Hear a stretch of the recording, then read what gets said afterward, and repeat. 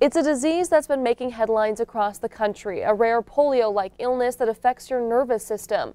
And while it mostly affects young children, all 3 confirmed cases of acute flaccid myelitis, or AFM, in Montana have been in adults. I had the chance to sit down with a Billings woman who is now fighting to take back her life.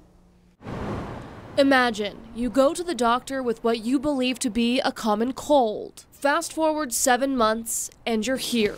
Relearning to walk, going through intensive physical therapy for hours every day because your limbs just stopped working and doctors can't tell you why. They say, like, God only gives you what you can handle. That's for sure. April Martin was admitted to the hospital in early August after what first seemed like a cold or the flu just continued to get worse. After a full night in the ER, April's mom, Tony, went home to get some rest. When she got back the next morning, she was horrified. To me, it looked like she had had a stroke. Her head was laying over to the side, and she couldn't open her eyes, and her speech was slurred. With her speech slurred, she said, "What's wrong with my body?" And I said, "I don't know." And she said, "Don't leave me, Mom." And I said, "I'm not going to leave you." April had already been through a lot in her 32 years. She was diagnosed with diabetes at the age of 2. She beat cancer at 27.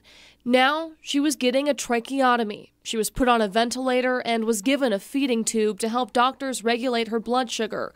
But despite numerous tests, doctors were not sure what was happening to April. Why can't they tell me what's wrong? Why can't they have a diagnosis? A disease not seen in Montana since 2015, now believed to be back, this time in the south central part of the state. I had not seen the news about this polio-like virus called acute flaccid myelitis. Nationwide, health experts are keeping an eye on the polio-like illness that has left dozens sick across the nation. Instantly when I watched that, I knew right then, that's what my daughter has. It's AFM.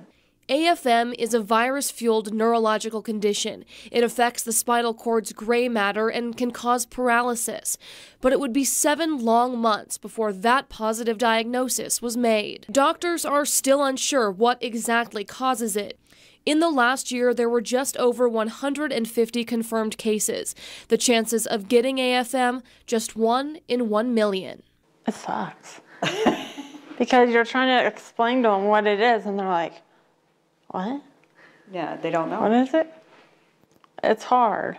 April was eventually moved out of the hospital to advanced care and finally, at the end of October, to Aspen Meadows Nursing Home. There, she receives around-the-clock care and both physical and occupational therapy. I would say you just started walking, what, in the last month? Yeah. Tony says it's been a long road, but she hopes April's story will help families in the future. Now, the 2 others diagnosed with AFM in Montana are both in Gallatin County. Kevin Conwell recently stepped down from his position as principal of Bozeman High School due to his own diagnosis.